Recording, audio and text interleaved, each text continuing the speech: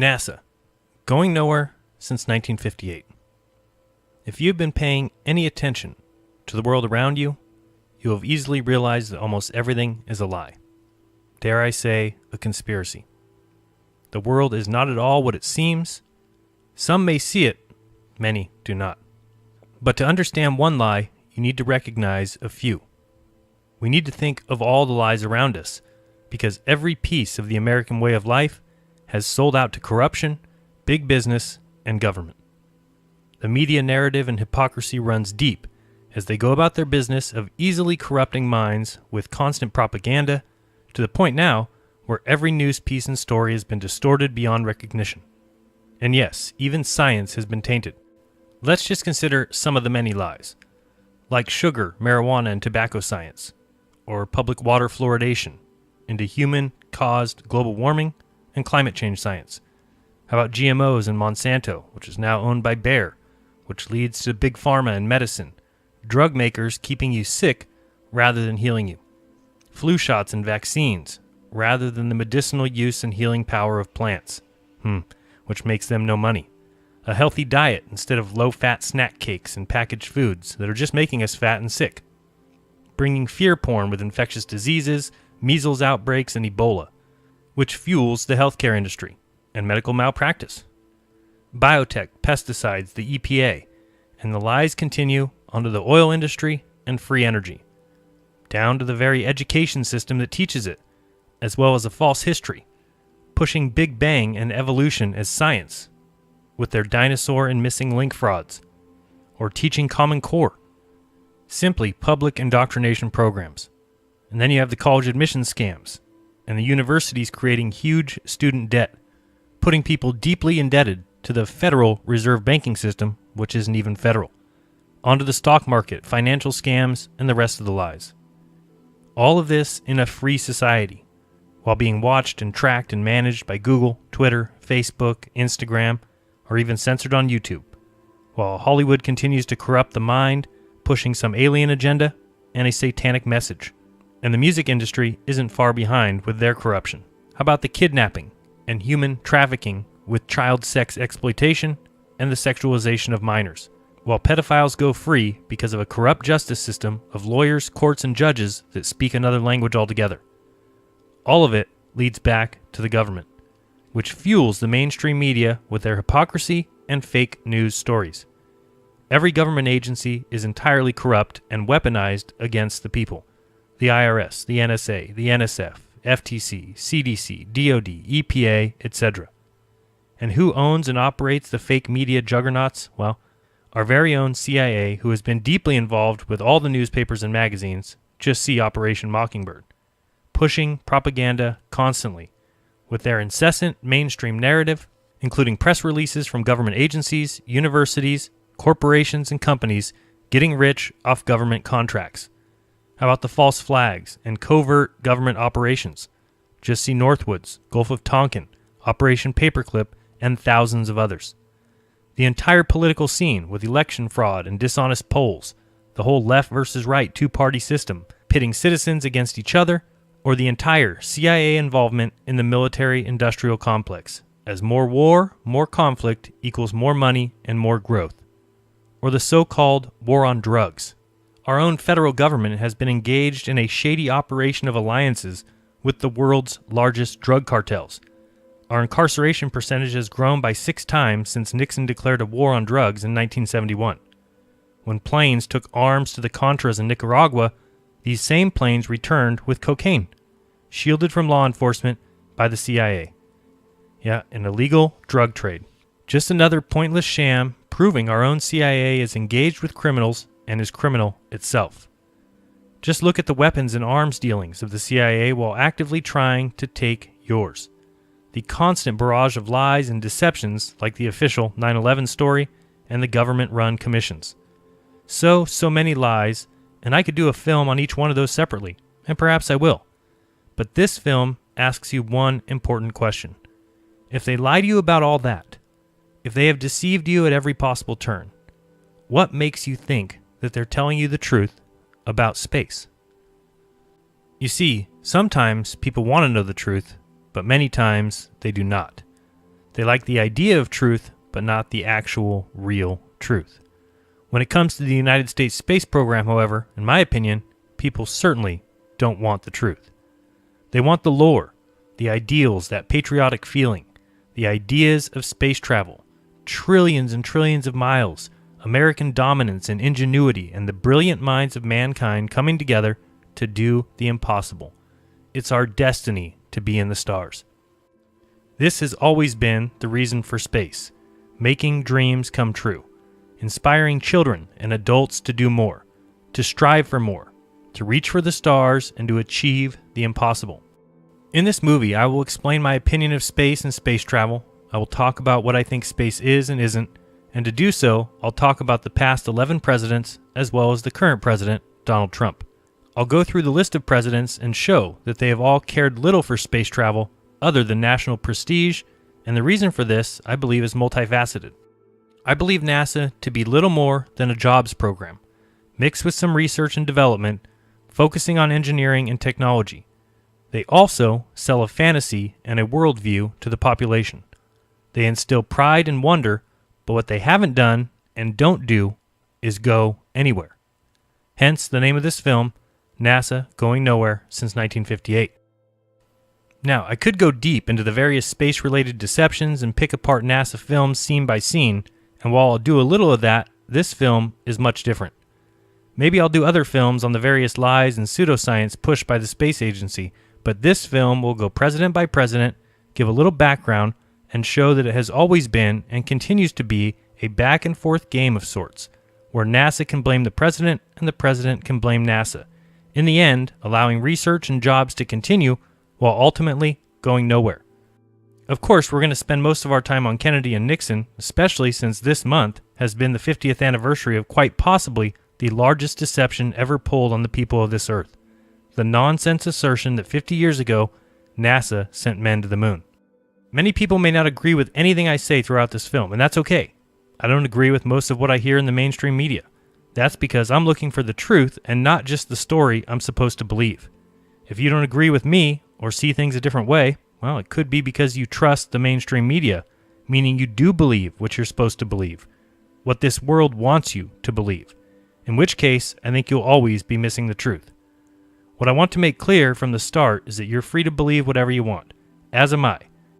Eddie Bravo was on the Tinfoil Hat podcast and summed it up quite well when he said, Hey, listen, I'd rather be thought of as an idiot for not trusting the government than a traitor for defending them. I would rather be thought as a moron for not trusting criminals than a sellout and a traitor for defending them. I don't believe liars, and I don't trust criminals. Once you've lied to me, I no longer see the need to believe anything you say. The difference is I'm not lying to you at any point throughout this film. I'm giving you my 100% honest opinion on the subjects discussed. Agree or disagree, these are my personal beliefs. Space has always been an amazing arena for populist politics and fantasy conceptions. When NASA began, the space pioneer and ex-Nazi SS member Wernher von Braun was an absolute genius at forging public opinion with the ideas of space and space travel. He knew the power of space-related gimmicks. Together with the other dream maker and fantasy extraordinaire Walt Disney, they joined up to greatly sway public opinion by presenting space as a sci-fi fantasy adventure, a reaching for the stars, much like a Disney movie. Wernher von Braun said, "There's no Bucks without Buck Rogers." Of course, Buck Rogers was a fictional space character that debuted in 1928, becoming a very popular comic strip. Then it became a television series. It was so popular that many newspapers launched their own science fiction strips right after. Imitators like Flash Gordon and Speed Spaulding and John Carter of Mars. The adventures of Buck Rogers became an important part of popular culture, and by 1930 Buck Rogers took his rocket ship and left Earth. Buck Rogers has been credited with bringing into popular media the concept of space exploration, following those few before him like Jules Verne and H.G. Wells, and those who came after him like Arthur C. Clarke. So, as Wernher von Braun said, there's no Bucks without Buck Rogers. Let's start there and talk a little bit about the money behind the space industry, because this is a terribly important aspect. Only once you completely understand the financial implications can you begin to understand why and how they continue to get away with going nowhere. First off, NASA receives $56 million a day of taxpayer money. While it may only be 0.5% of the yearly U.S. budget, They also get many other funds from donations, admissions, etc. But here is the most important fact to understand. Think of how big the music industry is worldwide. Enormous, right? Now think of the movie industry, Hollywood and global, even bigger. So where do you think the video game industry and economy rates with those two? What if I told you the video game industry is now more than the music and movie industries combined? Wow. This article states, forget about being a movie star, forget about becoming the next Beyonce. If you want to be rich and famous in the entertainment world, you should start playing video games right now. Gross video game sales have outweighed box office receipts for over 2 decades, and they surpassed home video and theater earnings combined 15 years ago. The video games industry has earned more revenue than the movie and music industries combined every year for the past 8 years. That's right, video games have passed the music and movie industry 15 years ago and have earned more revenue than the movie and music industries combined every year for the past 8 years. In 2018, the video game industry raked in $137 billion. That's $70 billion in mobile, $14 billion in tablet games, $56 billion in smartphone games, $33 billion in PC games, $4 billion in browser PC games, $28 billion in boxed and downloadable PC games, and over $34 billion in console video games, a total of $137 billion for that year. A huge industry compared to the movie industry, which only brought in $43 billion. Even if you include home entertainment and home theater, you still don't reach the video game industry. And music is less than half of the movie industry at only $20.5 billion. Crazy business, huh? Can you imagine one of those industries just going away because people realized it was all a fraud? Well, not really, because people know those industries are entertainment industries, selling fantasies, right? So where do you think the space industry stands compared to music, movies, and video games? What if I told you it is almost double all of them combined? Shocked? Well, you should be. The space industry was at $385 billion in 2017. Video games were at $137. Video games plus the movie industry, plus the home entertainment industry, plus the music industry don't even reach the space industry. So now you can start to see why presidents stand behind it, why it is needed, because it makes so much money and creates so many jobs. Whether anyone goes anywhere or not, as long as you believe that they have gone somewhere or eventually will, the space economy continues to grow and thrive. So where do we go, Obama? The moon? Mars? You and I know this is a false choice. We have to fix our economy. We need to close our deficits, but for pennies on the dollar, the space program has fueled jobs and entire industries. For pennies on the dollar, the space program has improved our lives, advanced our society, strengthened our economy, and inspired generations of Americans. And I have no doubt that NASA can continue to fulfill this role. Both of these articles claim that the space industry will soon be a $1 trillion industry. From Space News, it says, forecasts that predict the space industry to grow to $1 trillion by the 2040s will require the development of new markets, even with the modest annual growth rates needed to achieve the goal. A panel session on June 26th at Space Frontier Foundation's New Space 2018 conference here noted that several reports in the last year by investment banks predicted that the global space economy, currently valued at about $350 billion, could grow to $1 trillion or more in the 2040s. And from the Office of Space Commerce, it says, today the global space economy is roughly a $400 billion economy, of which about 80% is commercial activity, and the United States claims a little less than half of that commercial activity. We used to think about space activities being concentrated in a few key areas, in Florida and California, and in this great state of Texas. But the fact is that there's not an area of this country these days that isn't deeply affected by the space industry. That's very exciting, and it is a very promising time for the space industry as we have the convergence of leadership, finance, and technology that is creating opportunity at unprecedented speed. We used to think about space as an area where some new development was a decade away, but in fact these days it might be just 2 years or 2 months away.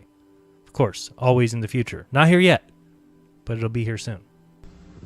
Hi, I'm George Jetson, and I live in the 21st century. That's Elroy. You have to watch him or he'll track up the ceiling. Here I'm dropping Judy off at school. Blondes away! Oh, that's Janie, my wife. Rosie! Coming, sir. Are you starting to see NASA's role yet? Can you tell what importance NASA has? Make money, create jobs, inspire Americans, inspire the world, sell fantasy, but going anywhere isn't the important thing.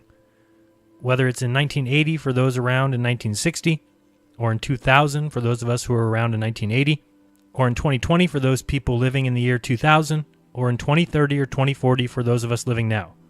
We will be going to Mars, we will return to the moon, we will launch a James Webb telescope, we will land and mine asteroids, we will redirect an incoming meteor, we will send another rover to Mars, we will have a colony, we will have a lunar base and launching pad, we will have a drone fly above the moons of Saturn.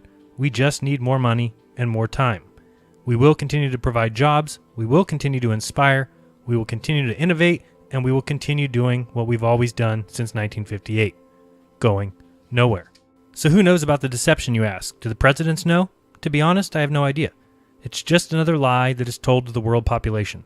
One of the many, many deceptions. And who knows about it? I'm not exactly sure. But now, if you just think about it and look at what NASA has really provided, inspiration, you'll see it doesn't really matter who knows. Who knows that fluoride is harmful? Do dentists? Well, some, but they were taught it is essential to health. Do the presidents know? I don't have a clue. But all that's important is that I know and remove it from my life, much like I've done with the NASA storytelling. I know they aren't on Mars, and I know they aren't going there. I know no man has walked on the moon, and no man will. I've come to grips on that reality. Maybe some presidents know, others may not, but all of them realize the importance of telling people we have gone and will go again. Carl Sagan said, "One of the saddest lessons of history is this. If we've been bamboozled long enough, we tend to reject any evidence of the bamboozle. We're no longer interested in finding out the truth. The bamboozle has captured us. It's simply too painful to acknowledge, even to ourselves, that we've been taken. Once you have given a charlatan power over you, you almost never get it back." Again, to realize this fraud, you have to first accept that you've been lied to, and are being lied to. What will that take? Well, I'm not sure exactly. The evidence is everywhere. How about the quote by William Casey?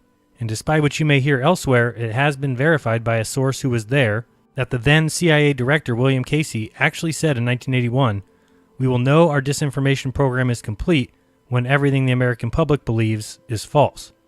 Despite Casey being under investigation by Congress for being involved in a major disinformation plot involving the overthrow of Libya's Gaddafi in 1981, and despite Casey arguing on the record that the CIA should have a legal right to spread disinformation via the mainstream news that same year, this quote continues to be argued by people who weren't there and apparently cannot believe a CIA director would ever say such a thing. Well, but spreading disinfo is precisely what the CIA would and did do. This 1975 clip of testimony during a House Intelligence Committee hearing has the agency admitting on record that the CIA creates and uses disinformation against the American people. Do you have any people being paid by the CIA who are contributing to a major circulation American journal? We do have people who submit pieces to American journals. Do you have any people paid by the CIA who are working for television networks? This, I think, gets into the kind of getting into the details, Mr. Chairman, that I'd like to get into in executive session. At CBS, we had been contacted by the CIA. As a matter of fact, by the time I became the head of the whole news and public affairs operation in 1954, the ships had been established, and I was told about them. Or maybe this Bush press conference where he admits that the federal government has a long-standing practice of using prepackaged news reports and calling them news, when the government themselves has created them. Told us you had ordered your administration to cease and desist on payments to journalists to promote your agenda. You cited the need for ethical concerns and the need for a bright line between the press and the government. Your administration continues to make the use of video news releases, which are prepackaged news stories sent to television stations, fully aware that some or many of these stations will air them without any disclaimer that they are produced by the government. Comptroller General of the United States this week said that raises ethical questions. Does it raise ethical questions about the use of government money to produce stories about the government that wind up being aired with no disclosure that they were produced by the government?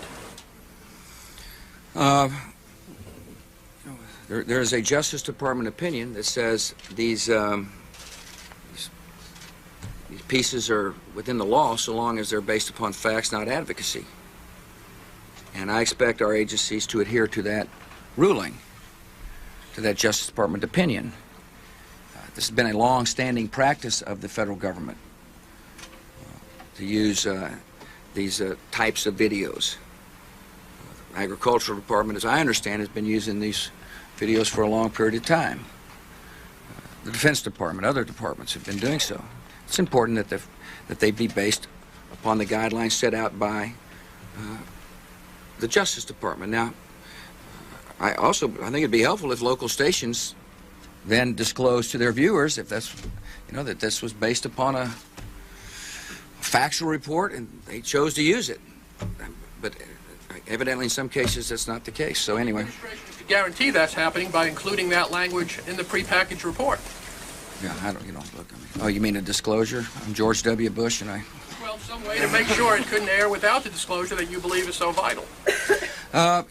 Ken, I mean, there's a procedure that we're going to follow, and the local stations ought to, if there's a deep concern about that, ought to tell their viewers what they're watching.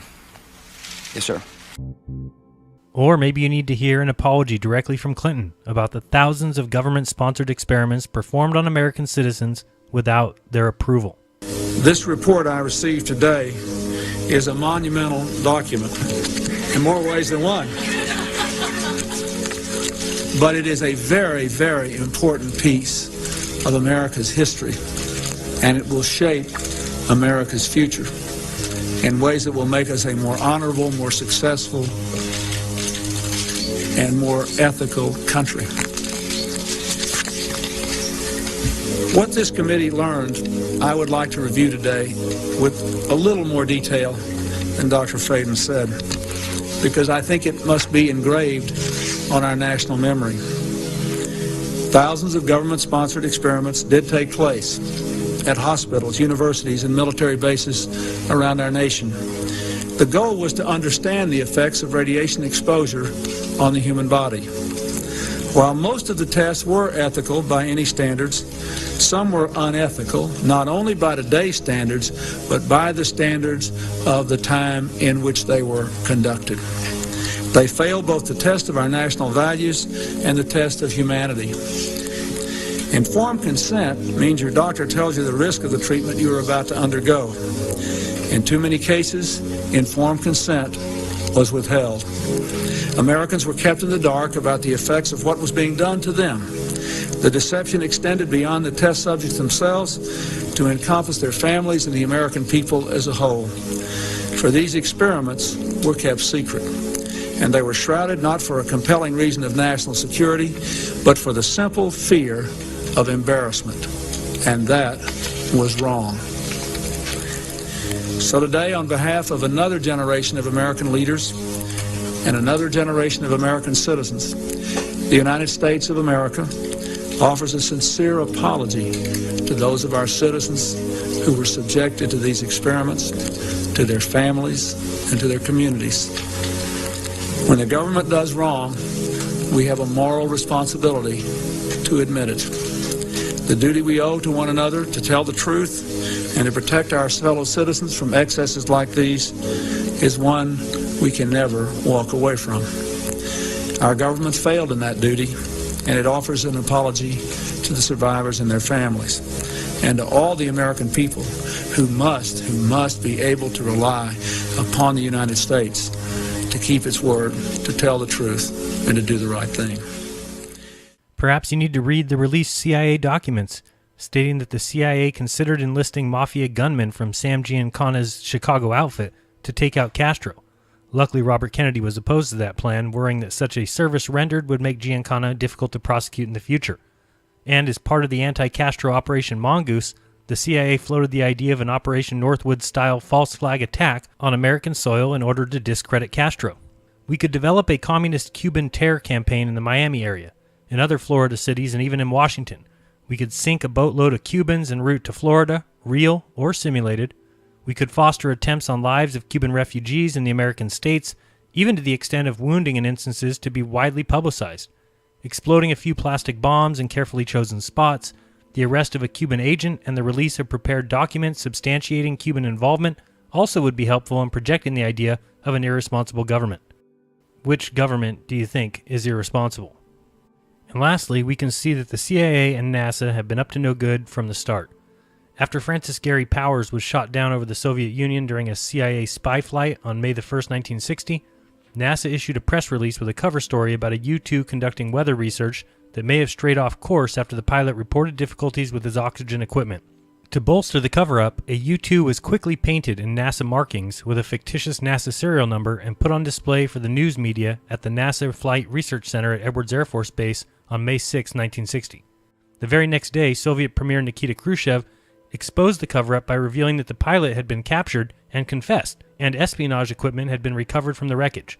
It was not until April 2, 1971, that NASA received 2 U-2 aircraft for high-altitude research. These, of course, were the first U-2s to actually be operated by NASA, as opposed to the CIA or the U.S. Air Force.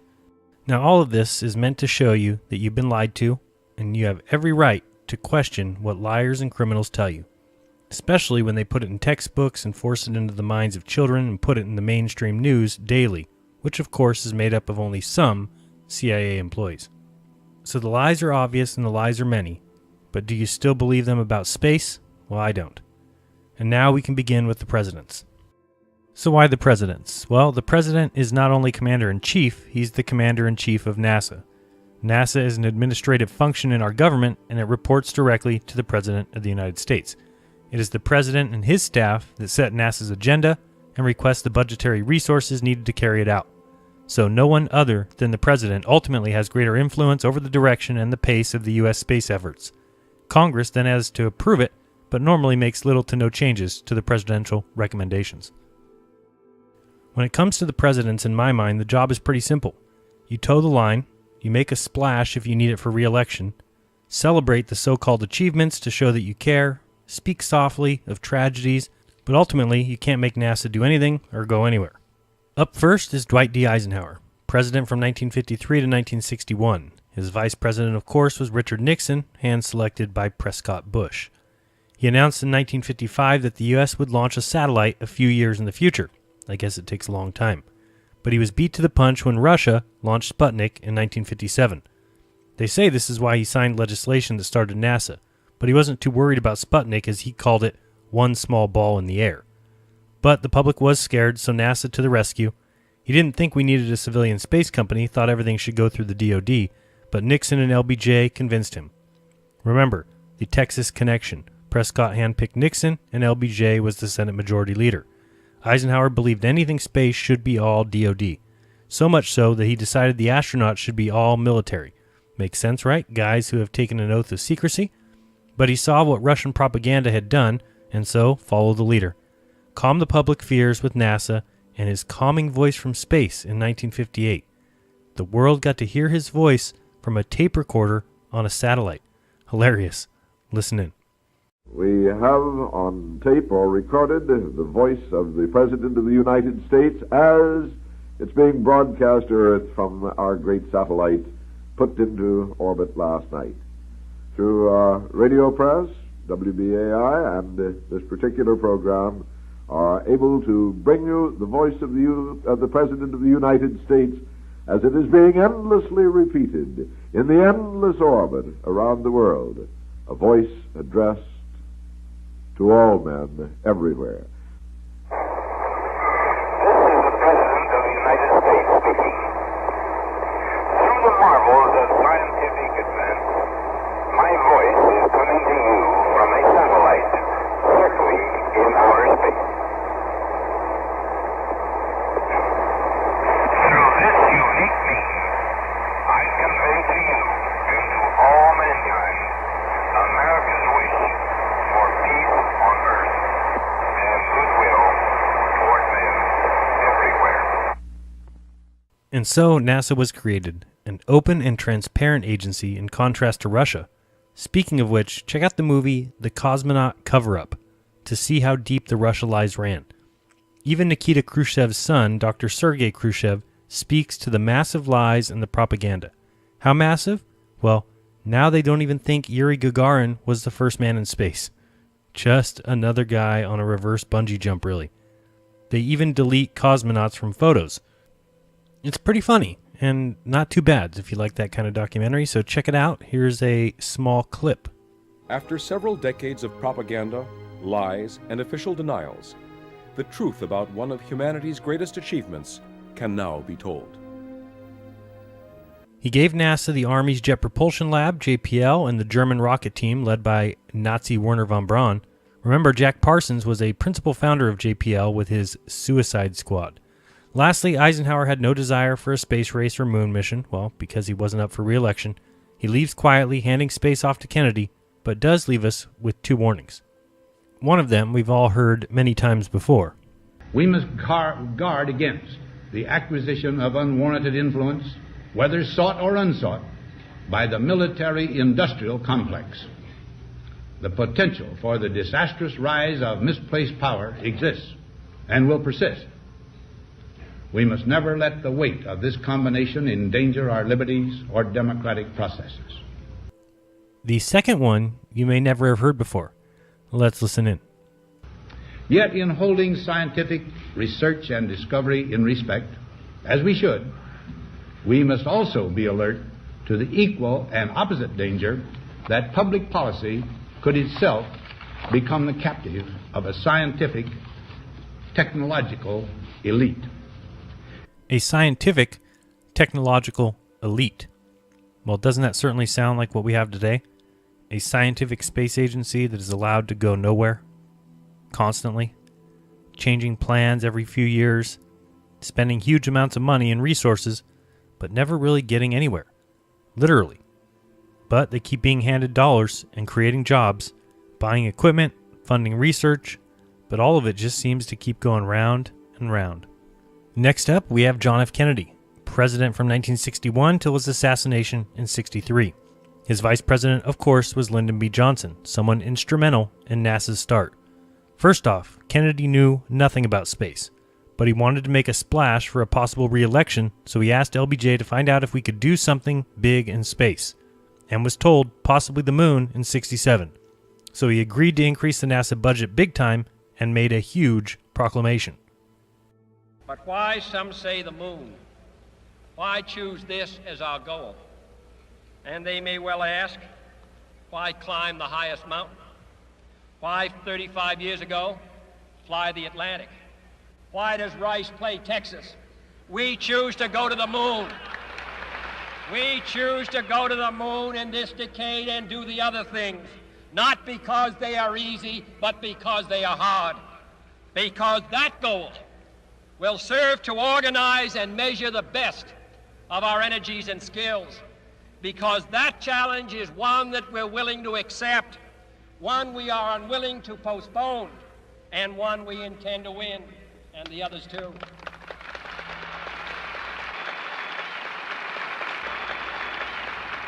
If we shall send to the moon 240,000 miles away from the control station in Houston, a giant rocket more than 300 feet tall, the length of this football field, made of new metal alloys, some of which have not yet been invented, capable of standing heat and stresses several times more than have ever been experienced, fitted together with a precision better than the finest watch, carrying all the equipment needed for propulsion, guidance, control, communications, food, and survival, on an untried mission to an unknown celestial body, and then return it safely to Earth, re-entering the atmosphere at speeds of over 25,000 miles per hour, causing heat about half that on the temperature of the sun, almost as hot as it is here today, and do all this, and do it right,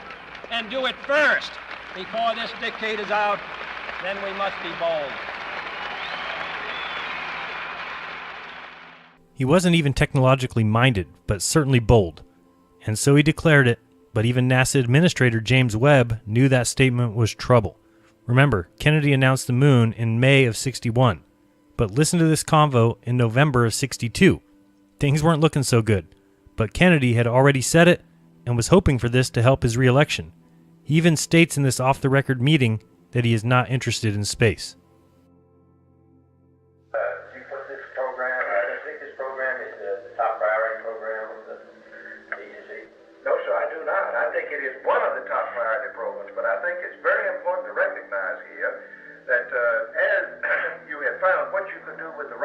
found how you could get out beyond the Earth's atmosphere and into space and make measurements.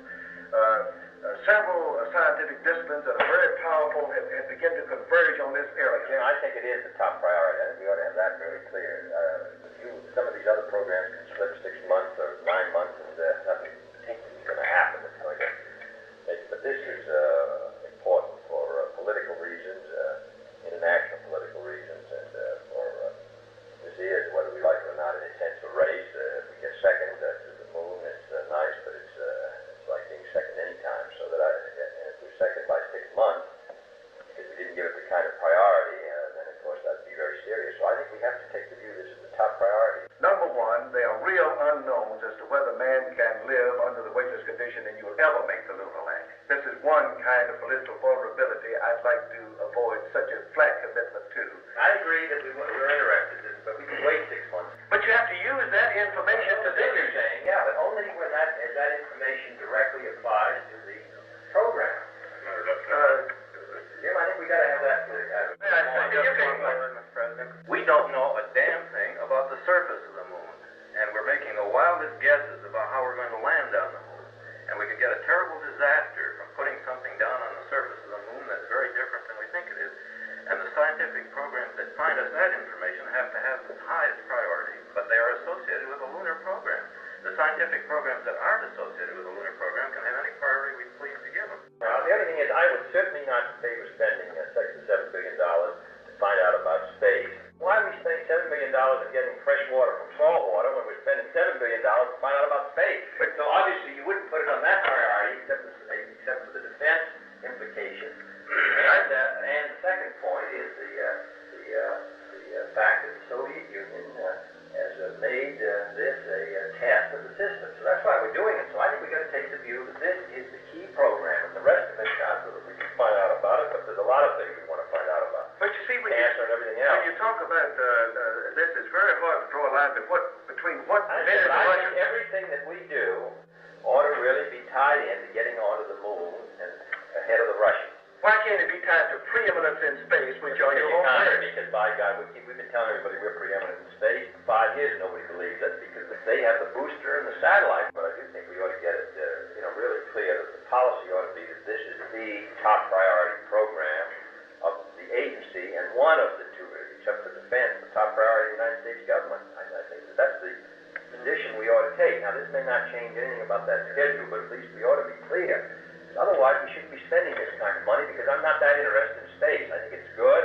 I think we ought to know about it. We're ready to spend reasonable amounts of money, but we're talking about fantastic expenditures which wreck our budget and all these other domestic programs. And the only justification for it, in my opinion, to do it is because we hope to beat them and demonstrate that starting behind it we did by a couple of years. By God, we passed them.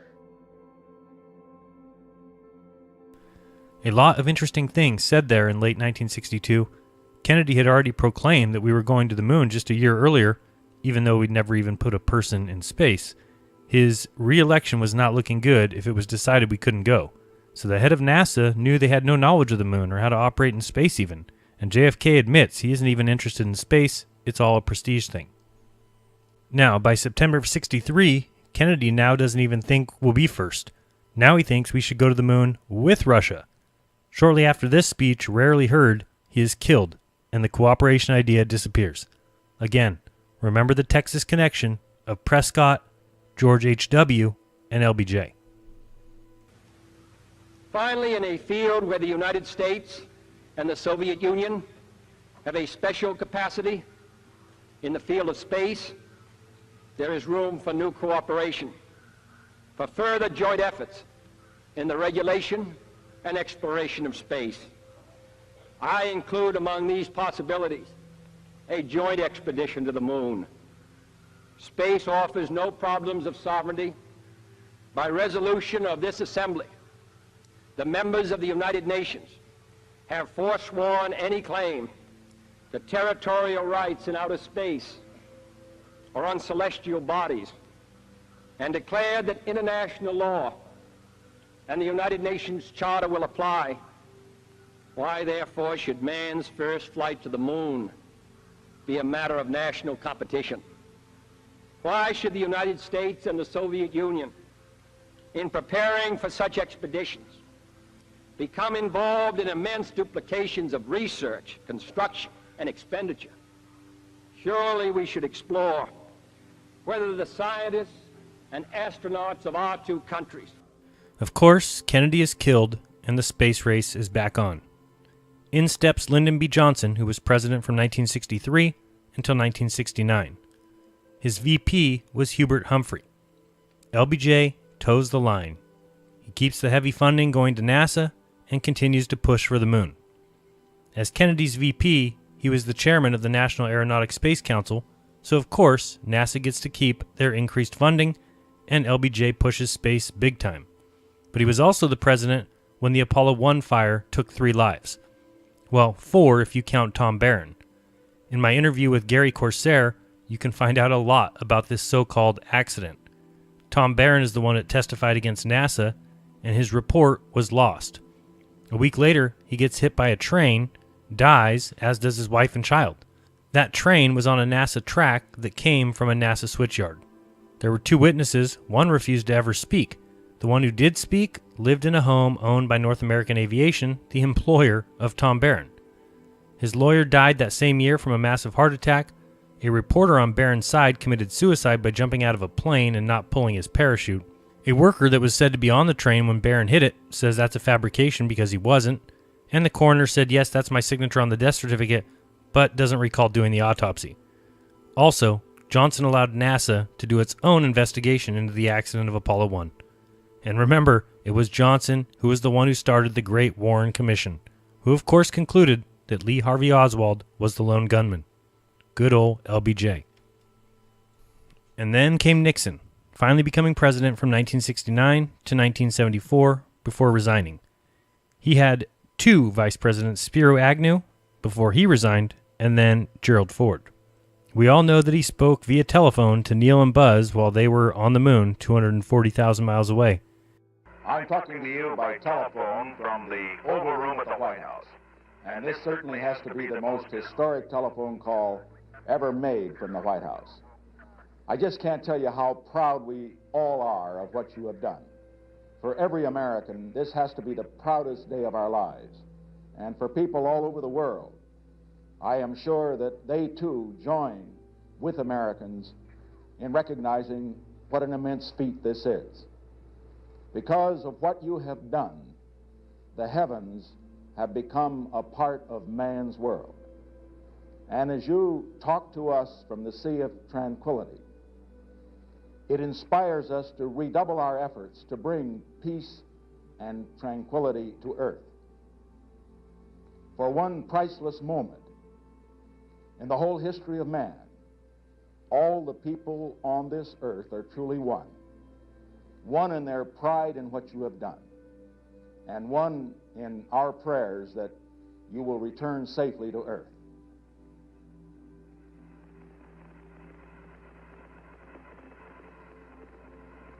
Thank you, Mr. President. It's a great honor and privilege for us to be here representing not only the United States, but men of peace of all nations, men with interest and a curiosity, and men with a vision for the future. Honor for us to be able to participate here today. And thank you very much, and I look forward, all of us look forward to seeing you on the Hornet on Thursday. He's also the one that got the shuttle rolling and gave it to California, well, because jobs equals votes, and it worked. Von Braun wanted Mars, but Nixon said no. He won re-election quite easily and kept the public occupied with the moon. So they kept their eyes off of what was going on in Vietnam, and it was a great distraction. Nixon said, I don't give a damn about space. I'm not one of those space cadets, and he actually never made any kind of a space speech. However, in a time of turmoil, he felt that U.S. citizens needed heroes, and who better than American astronauts? In stepped Gerald Ford, who was never elected president or even vice president. He was president from 1974 to 1977. His vice president was Nelson Rockefeller, also not elected, but selected. He was only president for 3 years and didn't care much about space. He also renamed the first shuttle, which was originally named Constitution, but Ford renamed it Enterprise in 1976 to honor Star Trek, its fans, and its impact on society. Again, celebrating the idea of space. He had no plans for any kind of return to the moon or Mars. For the time being, the shuttle was enough to keep people happy.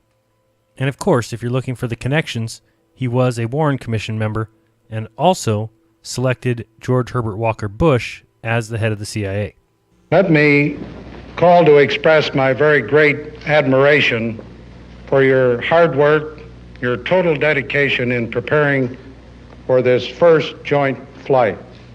It's taken us many years to open this door to useful cooperation in space between our two countries.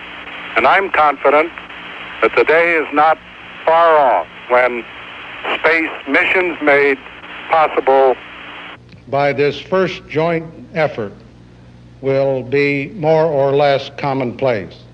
And may I say, in signing off, here's to a soft landing. Next up, Jimmy Carter became president from 1977 to 1981. His vice president was Walter Mondale. Neither of these guys were big fans of space. In 1979, Carter considered canceling the shuttle program altogether, since it had so many issues like every single NASA program ever. But as usual with NASA, so much money had already been spent on the shuttles that he had to let it continue. He did do his job, however, as stated before, congratulated astronauts and towed the company line. NASA continued going nowhere. In one of the funniest videos ever, watch this Space Foundation public service announcement with Gerald Ford and Jimmy Carter. I don't know if we're supposed to believe that they're actually talking to each other via some satellite, or if we're supposed to think this is in real time, but it is pretty funny if we are supposed to be buying this absolute nonsense. Good afternoon, Mr. President. It's a lovely day here in Georgia. Good morning, Mr. President. It's a nice day here in California. California? I could swear we were right next to each other. With a communications satellite, we can be. That's one way space technology impacts on life here on Earth. Television, telephone, and radio signals bounced off satellites bring people together who are thousands of miles apart. They bring us world events as they're happening. They help us educate, entertain, and inform. But communications satellites are only one of the thousands of practical applications of space technology. In the months ahead, you'll be hearing about remarkable advances in the diagnosis and treatment of heart disease and cancer. New ways to generate electricity and control pollution. All of them spin-offs of space technology. That's why Jimmy Carter from Georgia and Gerald Ford from California agree. Space technology has down-to-earth benefits for everyone. That's pretty funny. I honestly thought at first that was a Saturday Night Live skit. In the coming months, we will be curing cancer, reducing heart disease, mining diamonds from Pluto, and making puppies fly. All because of the thousands of practical benefits of space technology. Oh boy, do you believe it? Then came Ronald Reagan, the actor, who was president from 1981 to 1989. His vice president was George Herbert Walker Bush. Of course, as expected, he was a fan of space, cheering on the shuttles, celebrating NASA's past glory, but never really pushing for the moon or Mars. People were content with the shuttle, for now, going where the shuttles went, nowhere. He was president for the Challenger disaster, so launches were postponed for a while. He also proposed a strategic defense initiative, which was going to be a network of missiles and lasers in space and on the ground to protect the USA. The program was called Star Wars and considered very unrealistic. It was and never came to be. America is going to space again, and we're going there to stay.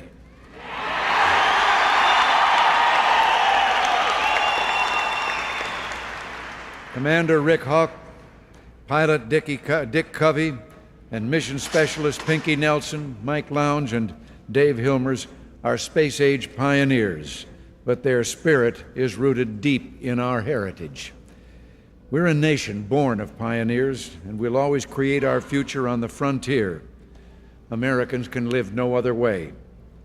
Our early settlers knew great risks and made great sacrifices, but with their sacrifice, they moved the frontier forward and built a great nation. Neither can we stand still, nor be content, and we're not afraid. Ill fortune can slow us down, but it can't stop us. You can delay our long trek to greatness, but you cannot halt it.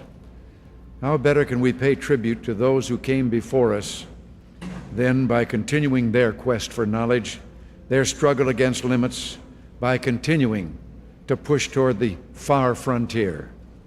Mr.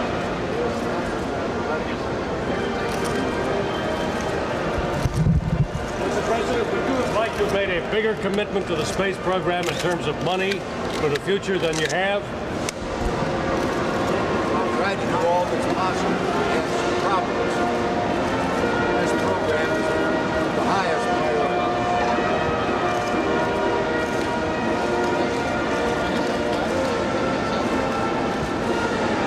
To expand human knowledge of the atmosphere and space and to pursue the practical benefits gained from these activities in order to improve the lot of mankind. Men and women of NASA, well done. Your accomplishments in these 2.5 decades have already served your country and the people of this planet well. Today we're reaping the returns that we've realized from our investment in space.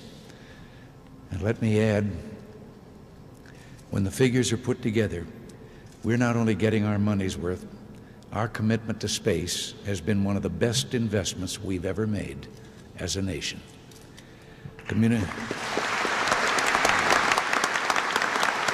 Perhaps NASA's greatest gifts have been the moments of greatness that you've allowed all of us to share. All of us, whether we were school teachers, actors, government employees, farmers, factory hands, secretaries, or the cop on the beat, all of us were along on those early Mercury missions. We were part of the NASA team launching probes into deep space to chart the unknown, to photograph the rings of Saturn and the surface of Mars. We were there and our hearts were filled with such pride when Neil Armstrong, an American, the first person to set foot on the moon, said, "One small step for a man, one giant leap for mankind." And we saluted right along with him when he planted Old Glory in the lunar soil. NASA's done so much to galvanize our spirit as a people, to reassure us of our greatness and of our potential. In recent days, the Space Shuttle has, as another NASA project before it or other projects before it, captured our hearts and imaginations. You want to go up in space? Been there for several years. Well, I agree with you on that. The actor certainly played his part. He toed the line, kept the dreams alive, he celebrated the past and talked about going to the stars for good. I'm sure NASA was quite pleased. Next was Mr. Texas himself, George Herbert Walker Bush. He was president from 1989 to 1993. His vice president was Dan Quayle. Poppy Bush was a huge fan of space and had big dreams for NASA, ordering a big bump in NASA funds. He had big ideas, probably hoping for re-election, so he ordered the Space Exploration Initiative to send NASA to the moon and onto Mars. First, for the coming decade, for the 1990s, Space Station Freedom, our critical next step in all our space endeavors, and next, for the new century, back to the moon, back to the future, and this time, back to stay. And then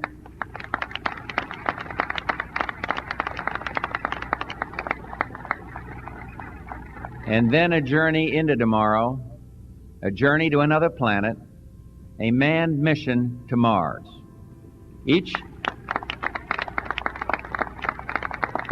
But it was a big failure, big surprise. As soon as it was announced, Gore mocked it when he said, "By proposing a return to the moon and a manned base on Mars with no money, no timetable, and no plan, President Bush offers the country not a challenge to inspire us, but a daydream to briefly entertain us. A daydream about as splashy as a George Lucas movie with about as much connection to reality." What George Bush had said was, "I am pleased to announce a new age of exploration, with not only a goal, but also a timetable. I believe that before Apollo celebrates the 50th anniversary of its landing on the moon, the American flag should be planted on Mars." George H.W. Bush, May 1990. But after Gore mocked it, he ordered a 90-day study into the feasibility of his statements, and NASA came back and said 30 years and $500 billion. That was, surprise, 30 years ago, and NASA has gone nowhere. And so again, big plans, big dreams, and NASA continues on, going nowhere. Before the 50th anniversary, a flag should be on Mars. Well, NASA can't even go back to the moon. Have they ever been to the moon? Well, the evidence alone should tell you the answer to that question. And then there was Bill Clinton, president from 1993 to 2001. His vice president was Al Gore. Immediately, he killed the space exploration initiative of his predecessor and brought things back down to Earth. Said we should send robots to Mars and kept the space station funded, even though, again, it was way over budget and well behind schedule, a NASA specialty. NASA did announce during his presidency that they might have found life on Mars, but nobody really cared, and nothing ever came of it. He did, however, have something funny to say to Neil deGrasse Tyson. The most valuable thing I had for perspective in politics in the White House was the moon rock. I was going to ask you about when we celebrated the 30th anniversary of the walk on the moon in 1999. NASA came in with a vacuum-packed, glass enclosed moon rock that was taken off the moon in 1969 that had since been carbon dated at 3.6 billion years old. So I asked, because I had supported the space program so strongly, I said, may I just borrow that till I leave? You can have it back when I go. I know it's not mine, but I really I bet they didn't say no to that question. They did not. So when you see these television coverage of the president meeting with a foreign leader or whatever in the Oval Office, there's two chairs and then there's this two couches and there's always a table between the couch. I put the moon rock on the table. And for the next 2 years, when we'd have like Republicans and Democrats in or people on two sides of any issue, and they start really, really getting out of control, I'd say, wait. You see that moon rock? It's 3.6 billion years old. Now, we're all just passing through here, and we don't have very much time. So let's just calm down and figure out what the right thing to do is. And it worked every single time. They looked, most That's everybody. a cosmic perspective They sitting in were the middle of your looking at table. an object that existed at a time they could hardly imagine. And it just gave them that little bit of space in their mind and spirit to try to figure out, okay, let's go at this one more time. And that's what we got to keep doing. We just have to keep moseying around both out there and in here. And, if you just keep stumbling toward Jerusalem, good things happen. I mean, I may be wrong about it, but that's what I think. I just think, that I'd give anything to be 20 again. I'd give up having been president and gamble on my chances in the future if I could live another 80 or 90 years just to see what's going to happen. Just to see it. Just to see it. It's amazing what's going to happen. Yeah, it's all about the ideals of space, the idea behind the moon rock. That, by the way, was carbon dated to billions of years. I guess Neil missed that too. Look up carbon dating. It has a max of about 50,000 years, and that's even if you believe that. One of our young astronauts, 13-year-old Wayne Gussman from New Orleans, sees a future where being an astronaut will be like, and I quote, driving a car. Everyone will do it. That's a great dream. But that and our other dreams are clearly the natural extensions of the space program which began a generation ago. The direct descendants of the dreams of the three men we are here to honor today. Then came George W. Bush, president from 2001 to 2009 with Vice President Dick Cheney. New president, new plan. Gets pretty repetitive, doesn't it? In 2004, just in time for re-election, Bush laid out his vision for space exploration, which, like his father, did set a direction and a timetable. Direction to the moon by when? 2020. Guess what? It ain't happening. That moon mission would be a stepping stone to Mars, said Bush. This may have been in response to NASA's 2003 report that blamed the Columbia disaster on the presidents, saying that there had been a failure of national leadership in not replacing an aging shuttle and not providing a strategic vision to guide U.S. civilian space activities. Well, NASA got what it wanted and still has gone nowhere. Bush also started the Constellation program, which would include a new spacecraft called Orion, a lunar lander, and new rockets. But it also never came to be. This time changed by the next president. Any patterns here? Our third goal is to return to the moon by 2020 as the launching point for missions beyond. Beginning no later than 2008, we will send a series of robotic missions to the lunar surface to research and prepare for future human exploration. Using the Crew Exploration Vehicle, we will undertake extended human missions to the moon as early as 2015, with the goal of living and working there for increasingly extended periods of time. More goals, more fails. It's a never-ending saga, always coming in the future. Then came Barack Obama, president from 2009 to 2017, his vice president, creepy Joe Biden. Obama almost immediately got rid of the Constellation program of George Bush in 2010. Instead of going to the moon, Obama wanted to begin construction on landers for a 2030s trip to Mars, and for humans to visit an asteroid by 2025. Obama upped the budget for NASA to help them actually go somewhere. However, still, they've gone nowhere. By the mid-2030s, I believe we can send humans to orbit Mars and return them safely to Earth. And a landing on Mars will follow, and I expect to be around to see it.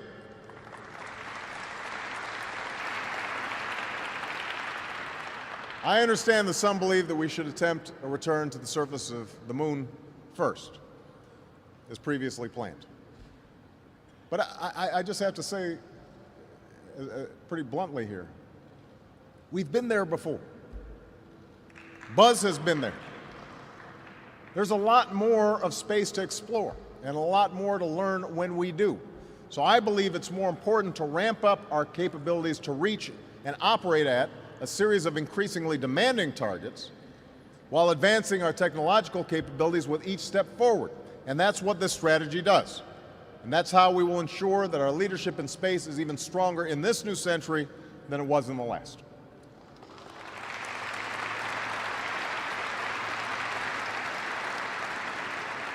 This holds the promise of generating more than 10,000 jobs nationwide over the next few years. And many of these jobs will be created right here in Florida because this is an area primed to lead in this competition. We've seen that in the NASA's budget, which has risen and fallen with the political winds. But we can also see it in other ways, in the reluctance of those who hold office to set clear, achievable objectives, to provide the resources to meet those objectives, and to justify not just these plans, but the larger purpose of space exploration in the 21st century. In 2013, NASA Chief Charles Bolden put it quite simply, and maybe we should pay attention. Bolden warned of the importance of staying on target with space exploration. He said that if the next administration tries to change course and get NASA to lead another manned expedition to the moon, that it means we are probably, in our lifetime, in the lifetime of everybody sitting in this room, we are probably never again going to see Americans on the moon, on Mars, near an asteroid, or anywhere. We cannot continue to change the course of human exploration. And yet, that's what they keep doing. Going nowhere. And last, our current president, Donald Trump, who became president in 2017 with Vice President Mike Pence. He's not sure what he wants. He has said both, almost demanded both. He even offered NASA an unlimited budget if they could send men to Mars by the end of his first or second term, and was told no, they couldn't. So with unlimited time frames and unlimited budgets, NASA still goes nowhere. How long will this last? Finally, we must think big and dream even bigger. In America, we understand that a nation is only living as long as it is striving. We will no longer accept politicians who are all talk and no action, constantly complaining, but never doing anything about it.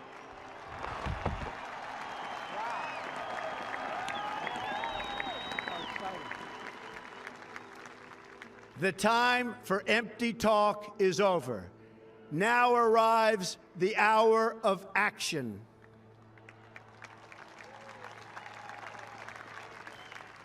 Do not allow anyone to tell you that it cannot be done. No challenge can match the heart and fight and spirit of America. We will not fail. Our country will thrive and prosper again. We stand at the birth of a new millennium, ready to unlock the mysteries of space, to free the earth from the miseries of disease, and to harness the energies, industries, and technologies of tomorrow. A new national pride will stir our souls, lift our sights, and heal our divisions. Well, we will wait and see. He said the time for talk is over. He tried to give NASA an unlimited budget and they failed. So now the direction has changed. Donald Trump now wants to send NASA to the moon. Just as the United States was the first nation to reach the moon in the 20th century, so too will we be the first nation to return astronauts to the moon in the 21st century. And I'm here on the President's behalf to tell the men and women of the Marshall Space Flight Center and the American people that at the direction of the President of the United States, it is the stated policy of this administration and the United States of America to return American astronauts to the moon within the next 5 years. And that's why today, the National Space Council will send recommendations to the President that will launch a major course correction for NASA and reignite that spark of urgency that propelled America to the vanguard of space exploration 50 years ago. As you will hear, in these recommendations, we will call on NASA not just to adopt new policies, but to embrace a new mindset. That begins with setting bold goals and staying on schedule. To reach the moon in the next 5 years, we must select our destinations now. NASA already knows that the lunar South Pole holds great scientific, economic, and strategic value.